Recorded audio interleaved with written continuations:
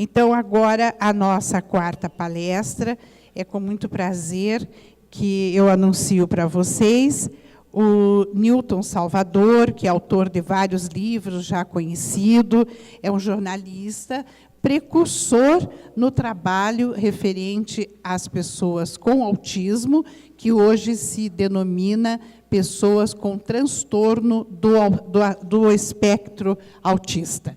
Passo a palavra para você, Newton.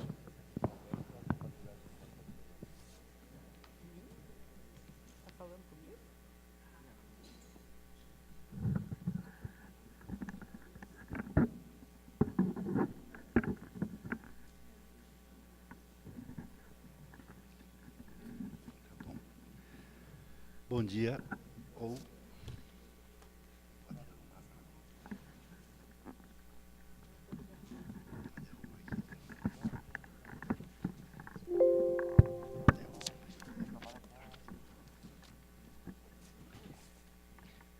Bom dia a todos e a todas, aos componentes da mesa que muito nos honram.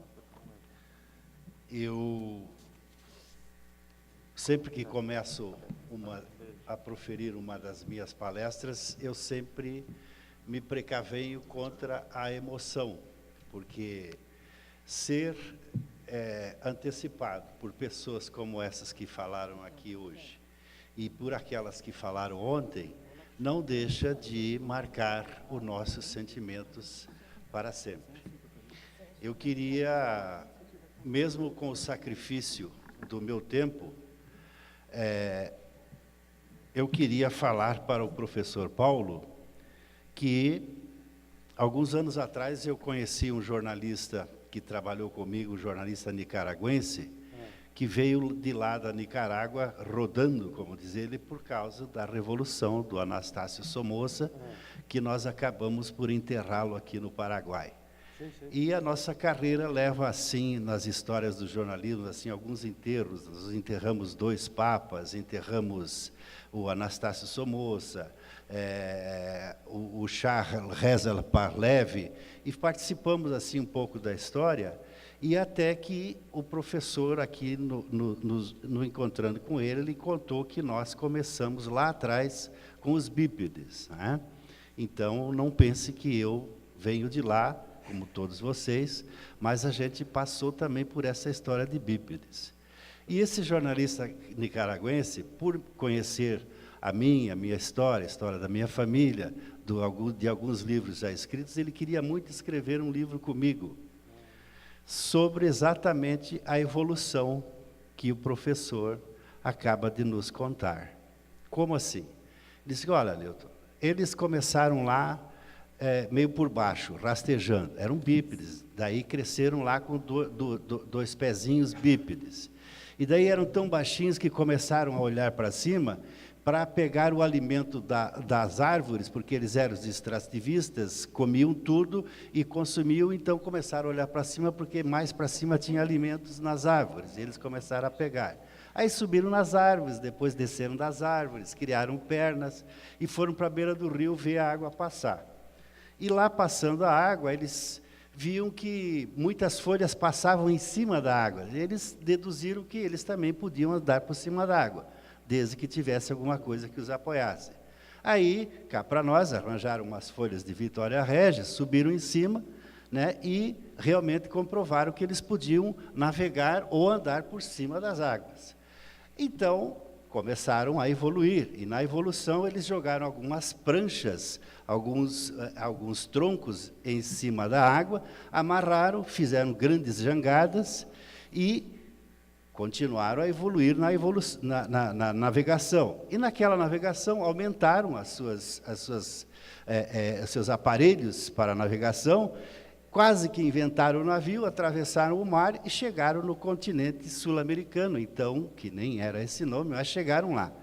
Aí atravessaram a cordilheira, melhor, atravessaram as serras, que é a diferença entre nós e algumas Américas, Por exemplo, é que nós encontramos a serra a 150 metros do mar. Levamos 150 anos para atravessá-las, enquanto que os norte-americanos encontraram a primeira serra a quase 30 quilômetros, razão pela qual eles são mais evoluídos do que nós, em tese.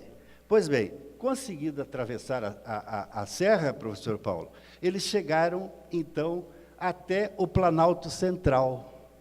Fundaram Brasília e deu no que deu. Nós estamos aí agora procurando acessibilidade em tudo quanto é canto. Então, professor Paulo, por favor, o senhor sempre repita essa história dos bípedes, porque começa lá. E dessa forma que nós vamos evoluir, caso contrário, não vamos. Obrigado, professor. Mais uma sua, né? Que o senhor manifestou que participou da construção e da criação das vias óticas, né, para pessoas com deficiência visual. E ontem, me parece que foi essa criatura maravilhosa aqui, que se manifestou muito bem, né? A Gisele. Me parece que foi a Gisele que manifestou com humor, esse humor extremamente sério, né? Ela está em busca até de uma indenização das bengalas que ela perdeu nas tampas de bueiro, né? Nas tampas de bueiro. Perdi uma também. Então, olha, o professor também já tem mais um, Gisele, para te acompanhar no processo. E me deixou alguma coisa bastante impressionado, que daí, então, a doutora Célia também pode participar desse evento.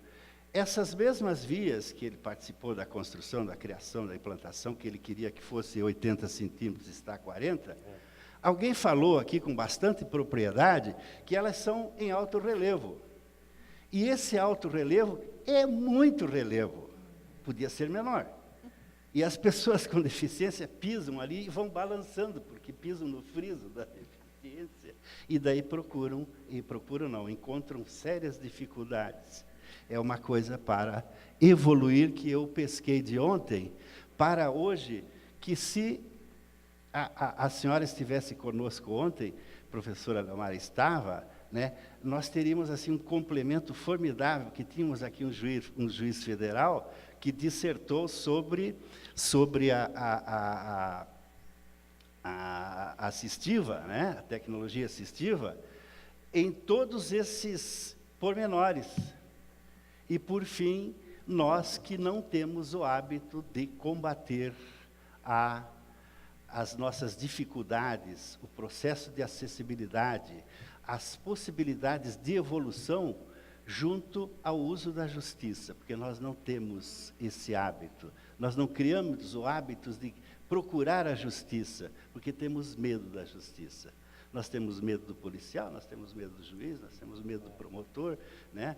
O promotor ontem fez o juiz federal fez um debate excelente com o promotor, que por acaso também é médico, né? Então o promotor médico discutiu com o juiz federal ontem ilustrações que jamais a gente tinha possibilidade de ouvir, senão no encontro desse que o CREA e as instituições que patrocinam, que apoiam, estão aqui nos dando, né? Somos seres infantes, né? Então, nós um dia conseguiremos, né? E um dia nós chegamos lá. Pois bem, me perdoem, eu disse que eu estou sacrificando o meu tempo para que eu não podia deixar isso, porque senão fica esquecido, né? E ficando esquecido é a nossa mente que é culpada, porque é uma cascata. E a água que ali cai jamais volta, né? Então, aí está o início da minha palestra, que trata da acessibilidade e os direitos da pessoa com deficiência intelectual e autismo.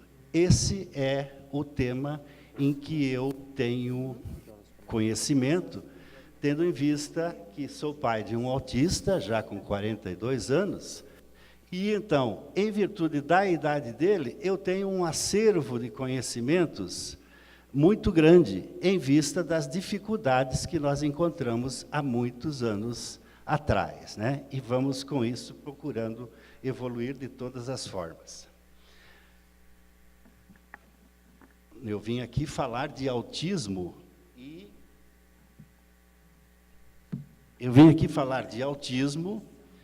e deficiência intelectual em um seminário de acessibilidade. Por quê? O que tem que ver autismo e deficiência intelectual com acessibilidade? Para quem não conhece, para quem não sabe, nada tem a ver, porque são síndromes, são tratadas na psiquiatria, na psicologia, nas doenças neurológicas. E o que tem a ver com acessibilidade? Tem a ver tudo, absolutamente tudo. Porque o deficiente intelectual e o autista não têm acesso ou têm acesso a quase nada. Então, o cenário mundial, ele envolve as pessoas com deficiência que antes eram consideradas doentes. E esse cenário vem se modificando com a evolução dos conceitos e nomenclaturas internacionalmente, e com um novo olhar. E esse novo olhar observa as oportunidades e as condições de vida, e que enfatiza o apoio dos fatores socioambientais e as potencialidades, ao invés da valorização das incapacidades e das limitações das pessoas com deficiência. Ai, que peninha daquele paraplégico. Ai, que peninha daquele cego. Ai, aquele ceguinho, ele é tão bonitinho, né? Por que o cego tem que ser feinho? Então, o cego sempre foi tirado, ou sempre foi olhado, pode ser um pleonasmo até, né? O cego sempre foi olhado como uma criatura de pena. Não se deve ter pena. A diferença entre pena e compaixão é uma imensidade muito grande. No máximo, nós, seres humanos, devemos ter compaixão um pelo outro. Pena é outra coisa a ser discutida, né?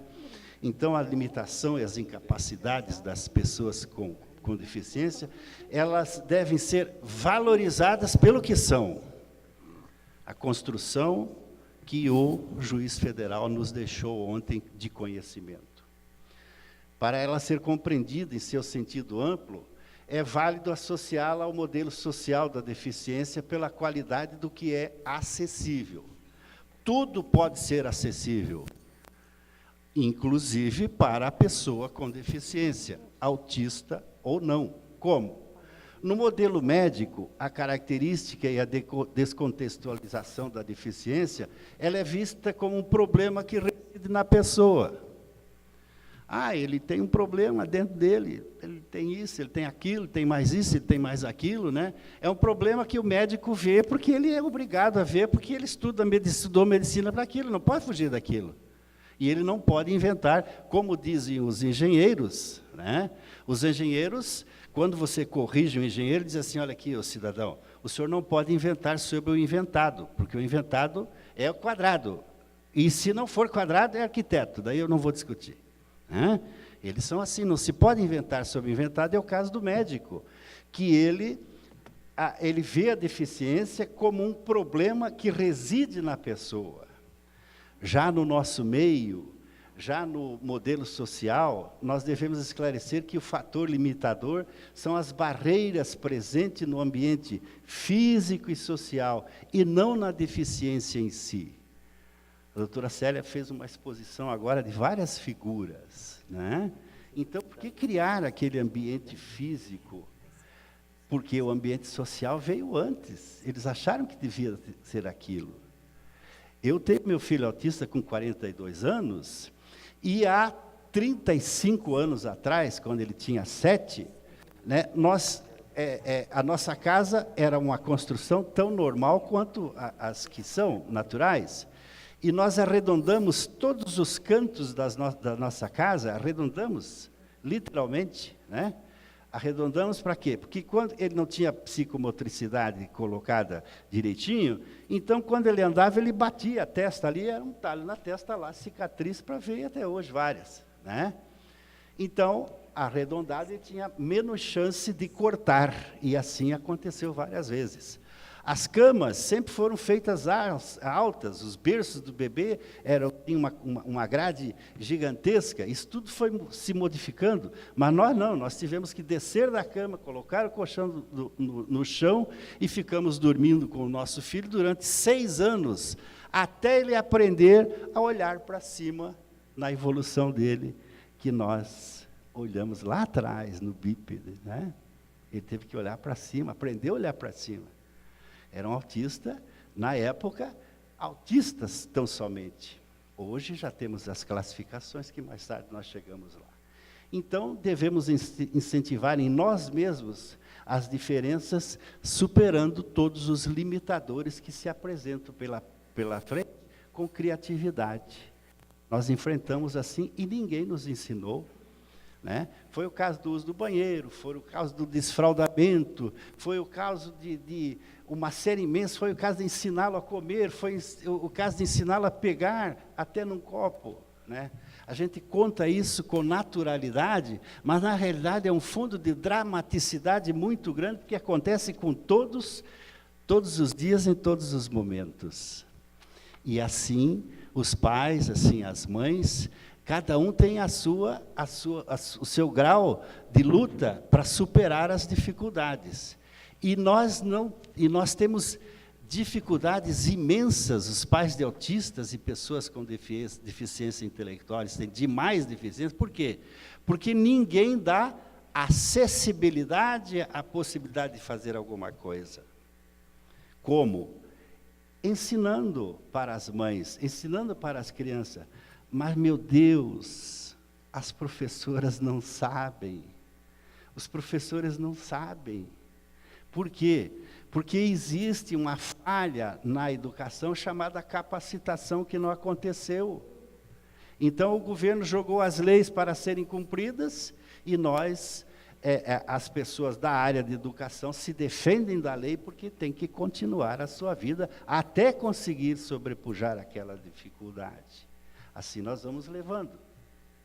Então,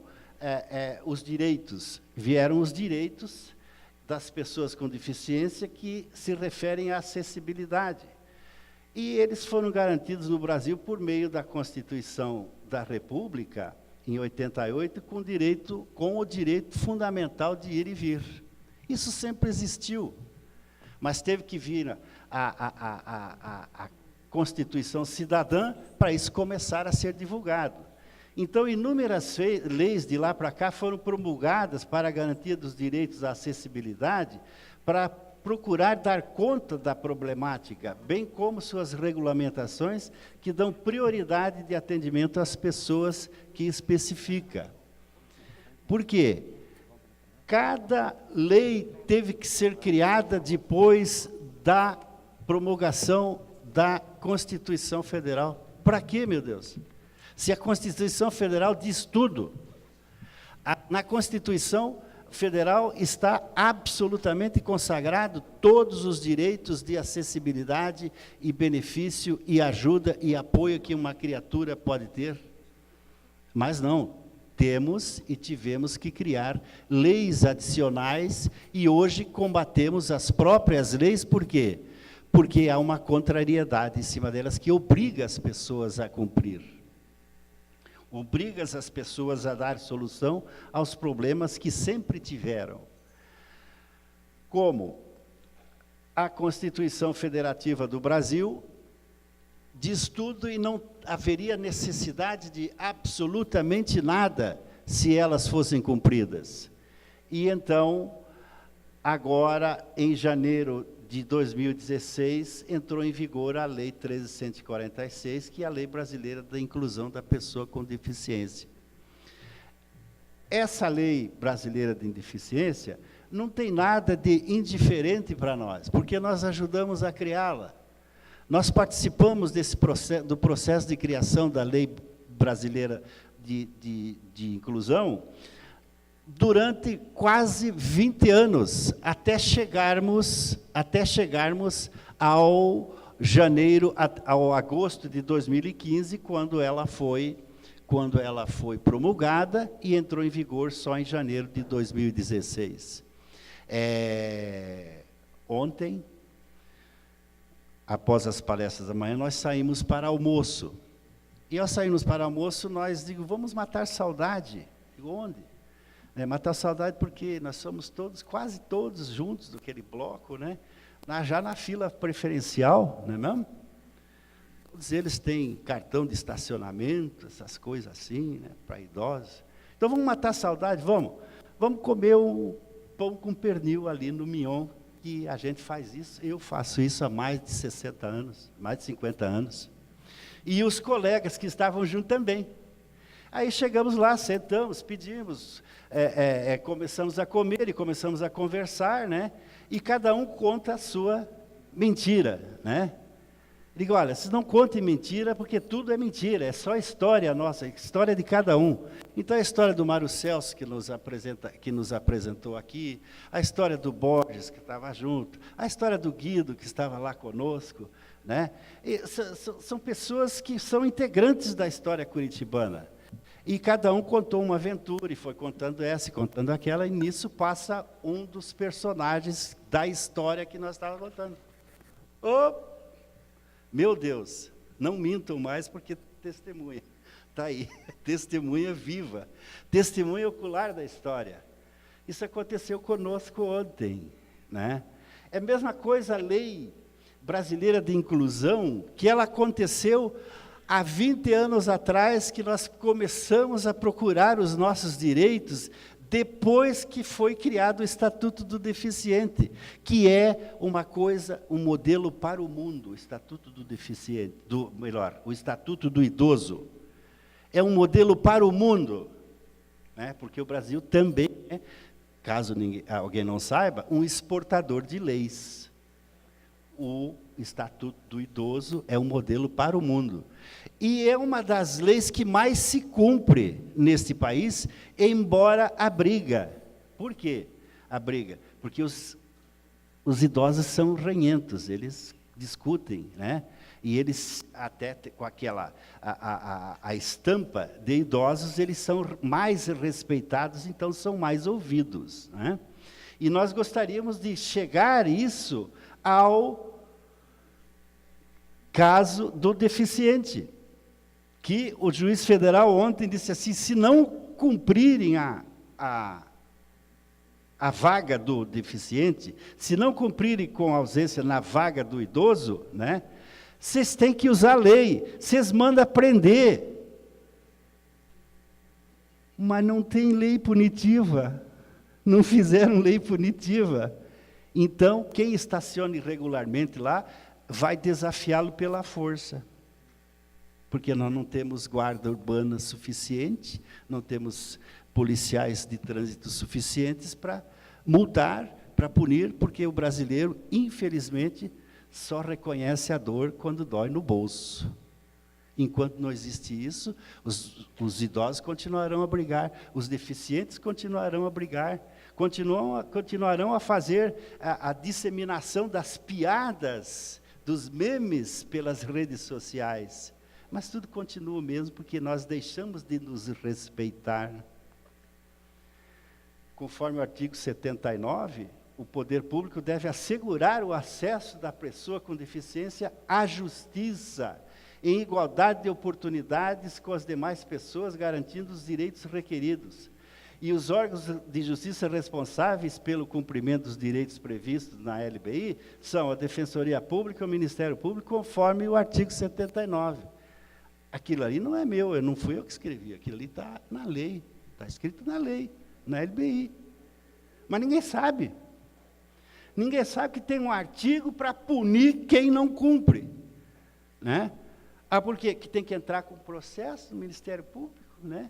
Ou o processo da Defensoria Pública, ou ir na doutora Berenice, acho que não veio hoje, lá da Ordem dos Advogados do Brasil, que ela que cuida desse departamento, e ela disse assim, olha, eu não posso fazer nada por você, que eu vou mandar para a Defensoria Pública, e a Defensoria Pública vai mandar para os direitos humanos, e para lá ninguém pode fazer nada, meu Deus!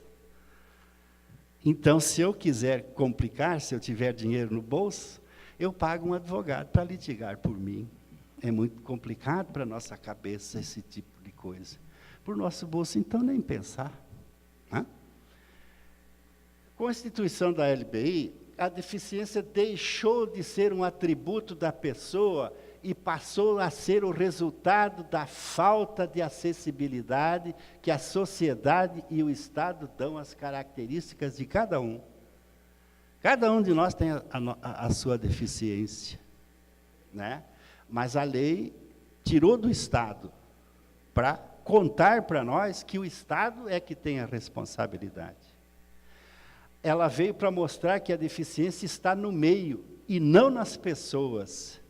Nós, deficientes, sabíamos disso, né? Mas teve que vir uma lei para contar que o acesso a oportunidades a uma pessoa, né, dispõe, menores serão as dificuldades consequentes da sua característica quando o acesso existir. Não se deve admitir a recusa da adaptação ao meio. É um crime de responsabilidade, e isso nos ilustrou bem ontem o juiz federal. A deficiência intelectual, não são poucos os educadores que têm dificuldade de identificar a deficiência intelectual. Há motivos para isso. É um desafio muito grande para identificá-la, pois há falta de entendimento na forma como as escolas lidam com ela, que caracteriza-se por importantes limitações, tanto no funcionamento intelectual quanto no comportamento adaptativo, expresso nas habilidades conceituais, sociais e práticas, quando existem fatores de risco, e esses são multifatoriais, como biomédicos, sociais, comportamentais e educacionais. Há poucos dias, ainda existe, mas há poucos dias estava em moda o bullying, né? Então, era bullying, existia bullying, e tinha que ser bullying, e praticou bullying, e o bullying existia até nas redes sociais. Um verdadeiro assalto até a conclusão de que uma solução deveria ser conseguida. Obrigado, professora. Então, as crianças ou adolescentes precisam ser avaliadas do ponto de vista pedagógico, psicológico, fonoaudiológico e médico. Isso porque elas também têm outras deficiências relacionadas. Não é só a deficiência intelectual em si. Essas atividades devem ser todas aplicadas.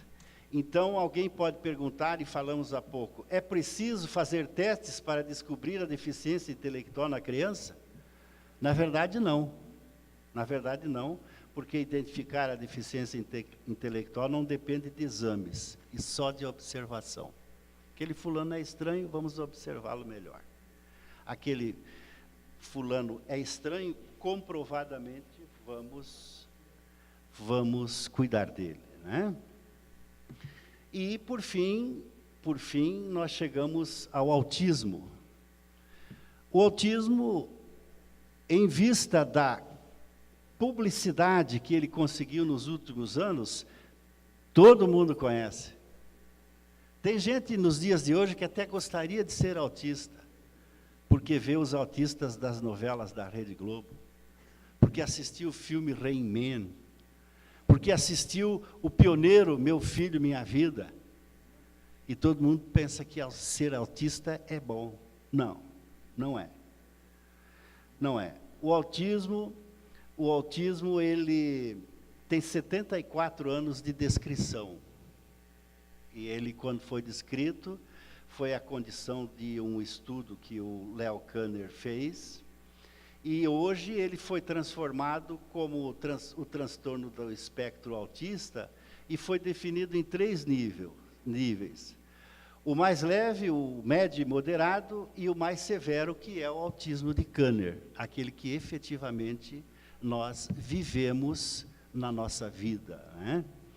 Com base nesses novos critérios, foram excluídos a síndrome de Asperger, o transtorno global do desenvolvimento sem outra especificação, o transtorno desintegrativo e a síndrome de Rett das especificidades do transtorno, que antes todas se chamavam autismo, cada um no seu tipo.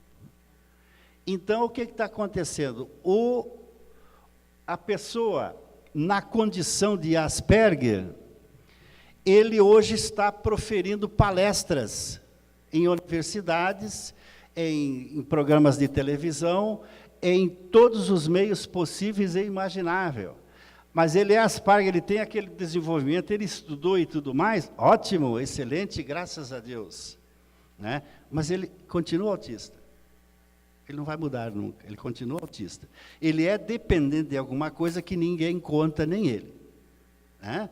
E nesse tipo de coisa que nós temos que tomar cuidado, porque o autista médio e moderado, que é quase incapaz, e o severo, que é incapaz, ele está sendo comparado com aquele mais leve, com o Asperger. E todos estão sendo sacrificados em nome de uma fantasia hollywoodiana.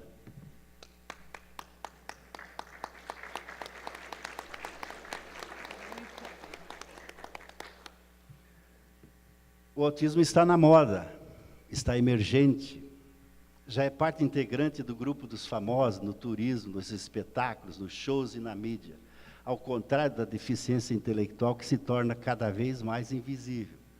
O autismo já é famoso até na nutrição. Né? Nós temos pais de autistas em Curitiba e em outros locais, evidente, que importam alimentos para autistas dos Estados Unidos. Pagam $250, 300 gramas de alimento. Porque dizem que aquele alimento provoca algumas dicotomias no sistema nervoso e, consequentemente, melhora o comportamento do autista. Ótimo, excelente, extraordinário. $250 por 300 gramas. Aqui em Curitiba tem o mesmo alimento fabricado em Curitiba por farmacólogos curitibanos, na frente do Hospital de Clínicas, e custa uns R$180. Faz o mesmo efeito. Dr. Antônio, que disse para nós na semana passada, no quarto simpósio lá no Parque Barigui, que a esposa dele, que chega para ele e diz assim, olha, toma aí ômega 3. Ele, esse negócio de tomar uma... Ele toma, né? Mas não sabe se faz efeito. Ele toma ômega, mas não sabe se faz efeito. E o alimento para autista faz efeito? Vai melhorar o autista? Vai curar o autista? Não vai curar.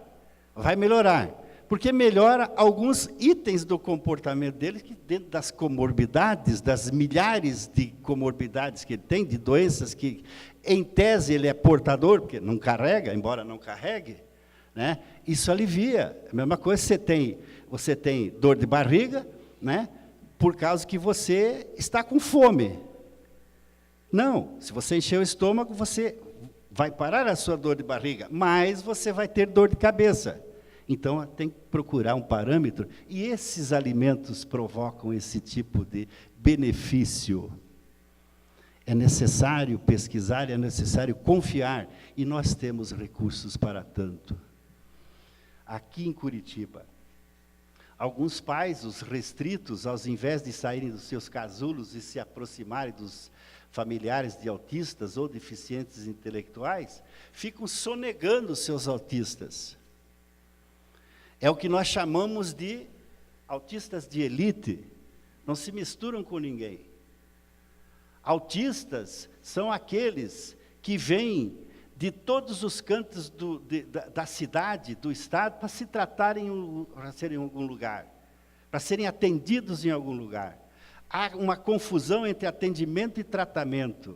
Autista, ele não pode ser tratado no CAPS, eu estou adiantando porque a professora Lomar já me olhou, né, carinhosamente, né? Então, eu vou falar disso em seguida. A Organização Mundial da Saúde, ela diz que tem 160 crianças no mundo, cerca de 1% da população do mundo é autista, 70 milhões aproximadamente. No Brasil, o censo de 2010 do IBGE, a doutora Célia já falou, nós temos 23,92% de brasileiros deficientes. No estado do Paraná, na amostragem de 2010 do IBGE, a população residente com deficiência intelectual e mental alcançou 150 mil paranaenses, ou habitantes. Ou seja, há 6 anos atrás. Pasmem, até novembro de 2016, nós tínhamos 206.081.432 pessoas vivendo no Brasil, de acordo com as estatísticas de 1% da ONU e da Organização Mundial da Saúde. Os nossos 206 milhões de brasileiros, 1% do índice da Organização Mundial de Saúde, nós temos os famosos 2.061.000 autistas, que há 10 anos estão falando que tem 2 milhões de autistas no Brasil. É, doutor? Meu Deus do céu, é uma epidemia, e pelo que não se diagnosticou ainda, estamos em busca, fazendo leis locais e municipais, estaduais. Nós vamos conseguir esse índice, porque no ano que vem o governo federal já decretou um índice nacional nesse sentido. O Paraná tem 11 milhões de habitantes, logo tem 110 mil autistas. Em Curitiba, que é o maior município do Paraná, tem 1.893.000 habitantes, então nós temos 18.940 autistas. E na região metropolitana, incluindo as 29 cidades, conclui-se que nós temos 3.537.000 habitantes que vivem na grande Curitiba. Logo, temos 35.779 autistas no conjunto de Curitiba e no seu entorno. Não existe um censo oficial para a população autista, por decreto que eu falei anteriormente, vai ser feito no ano que vem, né? Em março deste ano, a Secretaria Estadual de Saúde, divulgou que foram feitos 950.000 atendimentos de reabilitação de autismo em 2016, no estado do Paraná. A nossa Secretaria de Educação. Isso é um dado espantoso, perigoso, mas que ninguém sabe. E daí ninguém cuida. Não inventei isso aqui, a Secretaria de Saúde que divulgou, né? Dos quais 63 mil atendimentos foram realizados nos CAPs, né? Distribuídos nas regionais de saúde, CAPs, APAES e Centro de Habilitação, principalmente na PAES está aqui, ou nas APAES que está aqui o Pedro, que pode comprovar esse dado, e nos seus centros de reabilitação. A Secretaria de Educação informa que na rede pública de ensino, do 6º ano do ensino médio, até o 6º ano do ensino médio, ela conta com 605 estudantes com transtorno do espectro autista. Em 31 núcleos regionais de educação, em 395 instituições escolares de 122 municípios. Cerca de 850 pessoas com deficiência física, múltipla, intelectual, com transtornos globais do desenvolvimento, autistas e outras, se deslocam diariamente da região metropolitana para serem atendidas em Curitiba, tendo em vista os convênios intermunicipais de saúde. As cidades da região metropolitana não têm recurso. A educação de Curitiba, graças a Deus, divide o que tem, até que se encontre uma solução. Aqueles milhares de autistas do Paraná, de Curitiba, que eu falei, onde estão? Todos escondidos. Alguns segregados. E nós temos que torná-los visíveis. Caso contrário, vai se alastrar a epidemia e o Paraná e Curitiba não estarão preparados para isso. Nos outros estados acontecerá muito pior a crise quando ela se avizinhar. Mas nós temos coisas boas aqui, que precisam evoluir. Nós temos coisas boas que precisam ser cuidadas. Nós temos situações que devem ser aumentadas para a melhoria dessa gente. Ao longo de 2016, passaram nos CAPs, na rede municipal, cerca de 8.600 pacientes autistas. Em 2016, também 4.600 crianças e adolescentes com transtornos mentais foram atendidos no ambulatório Encantar de Curitiba por equipes que trabalham especificamente com autismo e com crianças vítimas de violência físicas graves e de violência sexual. Vejam só o perigo e a tragédia. Trabalho especificamente com autismo e com aquelas vítimas que o autista não tem nada a ver com isso, ou está incluído.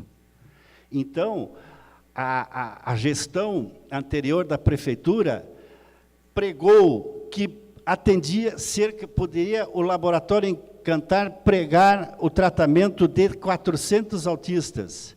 Passaram-se 4 anos desde a sua fundação e não conseguiu atender nem 70 autistas.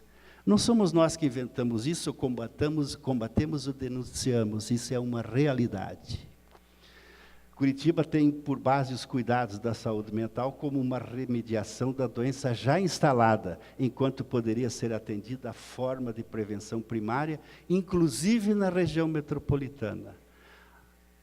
Parece que a Secretaria de Saúde do município de Curitiba vai tratar disso, estará tratando disso. Acessibilidade para os autistas não significa oferecer uma saída de forma autônoma a todos, sem barreiras ambientais, físicas na arquitetura, nos espaços culturais ou equipamentos urbanos e nos meios de transportes individuais e coletivos. Devia ter acontecido há muitos anos atrás.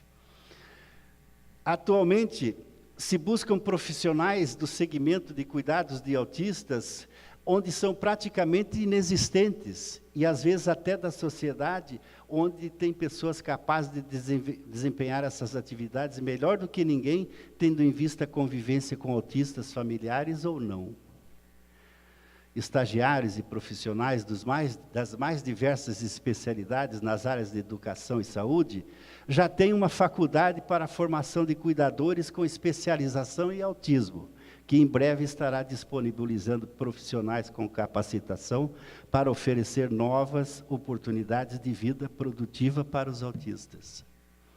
Não é a Uninter, da professora Leonor, e não é a faculdade que eu não posso declinar o nome dela, porque não seria ético, e eu não seria carinhoso com a doutora Leomar. Autistas nascem, crescem, ficam jovens, adultos e envelhecem a exemplo de nós pais que fugimos ao padrão de pais normais, preocupados com nossos filhos vulneráveis. Pais de autistas já não se preocupam com casamentos, netos ou formaturas de faculdade. Querem apenas que seus filhos não sofram mais do que o inevitável e possam viver bem quando não mais estivermos aqui com eles. Nós temos o Estatuto da Pessoa com Deficiência do Estado do Paraná, que é um dos mais completos do mundo, modelo para o mundo, e não é cumprido porque não é regulamentado. E temos também uma lei que institui o cuidado e a proteção dos direitos da pessoa do transtorno autista, e também não é utilizada porque não é regulamentada. Os pais de autistas instituíram a lei que institui a Semana Municipal de Conscientização do Transtorno do Espectro Autista em Curitiba. Muita festa já começou a acontecer esse ano, está lá a Denise, né, que nos apoia na Secretaria das Pessoas com Deficiência. E acrescentamos no Código de Saúde de Curitiba os instrumentos de triagem do desenvolvimento infantil com vistas ao diagnóstico precoce do autismo. Essas leis são de autoria do vereador Pie Petruzzello. E nós também somos co-criadores, utilizando-se da palavra, novamente, do professor Paulo, nós somos co-criadores da Lei 12.764, também conhecida como Lei Berenice Piana, que institui direitos dos autistas. eu, Antônio Borges dos Reis, né, participaram com todos os sacrifícios possíveis para a criação dessa lei. E hoje ela foi deturpada pelo próprio governo federal, mas nós estamos lutando isso para combater. Autistas precisam de moradia assistida, repito, né? Tem modelos em todo o mundo. A própria PAI criou, alguns anos atrás, a residência assistida. O governo federal criou a residência assistida, mas os governos estaduais que determinam aos governos municipais o uso da sua finalidade, eles desviam para outra, porque o município não tem condições de suportar, porque não há fiscalização. Em Curitiba, nós já temos uma instituição privada de lar assistido, que será modelo para todo o Brasil, porque isso está repercutindo muito bem. Percebendo essa falta de oportunidades para os indivíduos autistas, né, diversos países criaram centros de excelência para estudo de autismo. No Brasil ainda não foi criado nenhum. No Paraná não foi criado nenhum. A diferença é que no Brasil, ou seja, entre nós, o princípio legal da igualdade está renegado, onde disfarça uma persistente exclusão do ambiente educacional que discrimina os autistas negativamente, não importa o nível, se leve, moderado ou severo, mas outras deficiências também. Quando nós começamos a falar de história. Então, professora, há 22 anos atrás, o prefeito de Curitiba, a senhora lembra quem era? Rafael Greca. É. Ele sancionou a lei que isentou de pagamento de tarifa do transporte coletivo urbano as pessoas com deficiência. A Lei 8.623, de 1995.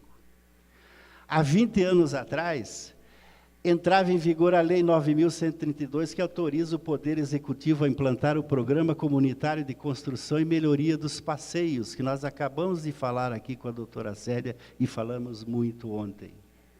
Essas leis foram criadas pelo então vereador Antônio Borges dos Reis.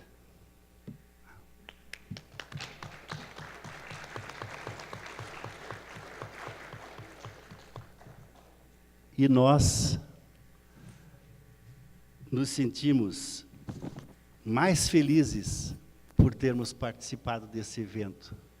Deixar o nosso agradecimento para as instituições que a ele patrocinaram, o CREA, a BENC, a COPEL, e outras instituições ligadas, a Secretaria da Pessoa com Deficiência de Curitiba, que nos prestigiou tanto, né? O querido Borges dos Reis, hoje, é bom que se diga, ele não é candidato a nada, nem tem eleições próximas, né? Que tanto lutou para que isso acontecesse. O Yamavaki, do CREA, que também mediou esse evento, e todos vocês que aqui compareceram, levem o nosso abraço carinhoso e que, numa outra oportunidade, quem sabe estejamos podendo conversar sobre coisas melhores e mais alegres. Muito obrigado.